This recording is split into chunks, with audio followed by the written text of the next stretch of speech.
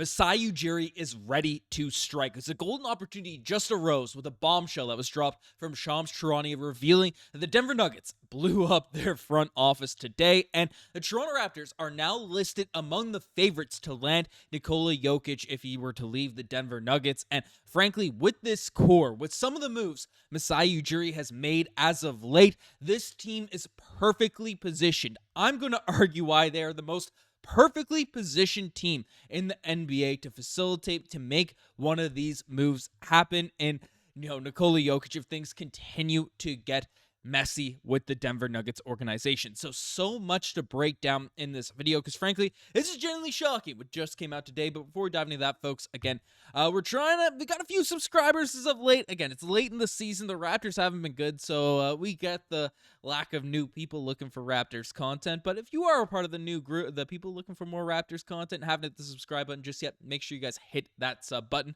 We're delivering all of the latest Toronto Raptors news out here on the channel. But a crazy bit of news dropped today, and specifically on its surface, you might not think it's super Raptors related, but Shams Charania revealed that the Denver Nuggets have fired head coach Mike Malone, and then following that, about 10 minutes later, they also fired their GM Calvin Booth. And now this came as a major shock to a lot of people, because the Denver Nuggets, if you look at it here right now, they're 47-32, and Jamal Murray hasn't been playing the greatest of seasons. They've dealt with some different turmoil. They're in contract heck, so it's impressive that they've actually made it this far, even though they do have a lot of talent out there on the roster. With some of the things that they overcame, it's fourth seed is not that horrific of a season. So to see Mike Malone get canned after nearly a decade of coaching the Denver Nuggets, after winning an NBA championship with the team, this came as a major shock today. And a lot of people are criticizing the Denver Nuggets front office. A lot of people are throwing some shade out there into this, and we'll break down how this impacts the Raptors. But basically, Chris Broussard came out and said that Mike Malone not being as hard on Nikola Jokic and Jamal Murray reportedly rubbed some Nuggets players the wrong way. Now, if this is the approach that the Denver Nuggets are about to take, if this is the route that they are going down the path of, and they want to criticize Nikola Jokic, they want to go more in that direction, frankly, that is a bananas path, considering Nikola Jokic is arguably definitely a top 20 player of all time, maybe. At this point, he's definitely up there in the conversations in all-time greats in NBA history. So, criticizing people not going to Nikola Jokic, I kind of get it, but that's something that apparently rubbed the players the wrong way. And then also, news came out from a New York beat reporter, but it's caught a lot of traction, is that the Denver Nuggets ownership is hoping that the firings of Mike Malone and Calvin Booth will give the team a jolt to make a run in the playoffs. So that's something pretty bold, pretty crazy for a coach that won an NBA championship. For Calvin Booth, the GM that, yes, their old sort of president stuff did put a lot of the pieces together. He went off to Minnesota, and they were successful, at least Tim Connolly. But, Calvin Booth was able to maintain a lot of positive things there with the Nuggets organization, and they were sent off. And this came as a major shock to a lot of people. Now, we're 3 minutes in. How does this affect the Toronto Raptors? Why is this, what is going on here? Well, the Toronto Raptors are now listed as one of the favorites to land Nikola Jokic as his next team. So in terms of where he's going next, of course, the Lakers are listed there as the top team with, Luka Doncic being there, their relationship and stuff. Then you have a couple of other teams, and then the Toronto Raptors listed as number 4. So that, again, I'm saying this up front. The probability Nikola Jokic gets traded in, something imminent, something fast, something this offseason is, unless he forces his way out of Denver, which I don't project that to be the case, unless he's, doing something crazy there, it is very, very unlikely in the imminent future Nikola Jokic is going to be on his way out of the Denver Nuggets. I'm willing to, stamp a lot of approval. I'm willing to lean into that pretty hard. But if things do get messy in the offseason, again, the Raptors do have a lot of young pieces, trade packages. I'm not going into that hypothetical. But if we look at the current contract situation for Nikola Jokic, the Denver Nuggets, he's a free agent in 2027-2028 year. So about 3 years left on his deal. And, 2 seasons, because that's a player option. So he has the option to leave. So it could just be a couple seasons. He does have some leverage. Maybe not this offseason, but, definitely next offseason to force his way, or next trade deadline, if he is not happy with what's going on with the Denver Nuggets. Nuggets, he does have that leverage, does have that flexibility, does have that power. Now, Jokic has said only positive things about the Denver Nuggets, but frankly, there's only really positive things going on with the Denver Nuggets organization throughout that time. And now, it looks like they are making some absurd decisions, some stupid moves, and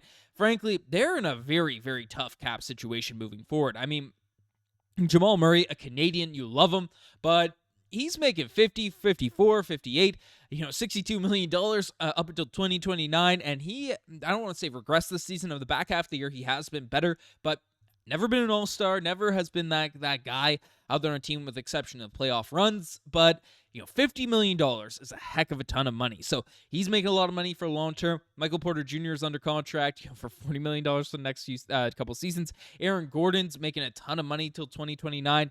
And Zeke Naji, who has not been that effective for the squad, is an annoying contract to have out there on the books for the Nuggets organization. So it is a messy, messy situation there now for Denver, for their contracts, for the books to have short-term ways to improve this team. And if things aren't looking good and you get to the end of this contract here for Nikola Jokic, there's a realistic path. There's a realistic avenue that they might be exploring different options. Jokic, the Nuggets, in terms of getting crazy value back if they are just a team that falls off a cliff, and that is the case. Now, again, I won't dive further into the Nuggets side of things. Why are the Raptors being brought up here? Why, Ben, are you making a video of this on Raptors Digest? Well, we have a few things, because Masai Ujiri has been crafty, and there's been a few reports, even with the Darko Rajaković hire, that link them to Nikola Jokic in the past. And if you're not familiar with Nikola Jokic, I will bring this up first. The guy is averaging 30, 13, and 10.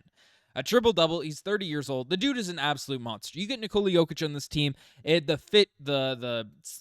just perfect. I know we have Jakob Poeltl. Nikola Jokic, you give up the farm to get Nikola Jokic, even if he is 30 years old. That's one thing I don't have to dive too much into. He's, if not the best player in the NBA, he's a top 3 player in the NBA without a doubt. But basically, what's going on with the Toronto Raptors here now is basically Michael Grange, and this is not tweets from immediately, this is a previous tweet from Michael Grange, but yesterday, St. Nicholas Day for Serbians, Nuggets star Nikola Jokic says he celebrated it at the home of Raptors head coach and fellow Serb Darko Rajakovic's house. So there's a relationship there with Darko Rajaković as well as Nikola Jokic, and even Brian Windhorst pointed this out when he was hired by the Toronto Raptors. Basically, Darko Rajaković has a chummy relationship with both Luka Doncic and knows Nikola Jokic very, very well. So there's already a relationship there with the coaches out there for the Toronto Raptors and Nikola Jokic. Then you also have such a very, very strong young core with Scottie Barnes out there in the mix. You have Brandon Ingram out there now on the squad. You have RJ Barrett. You have Immanuel Quickley. You have Gradey Dick. You have Jacoby Walter who's stepping up. You have Jonathan Mobo, Jamal Shead.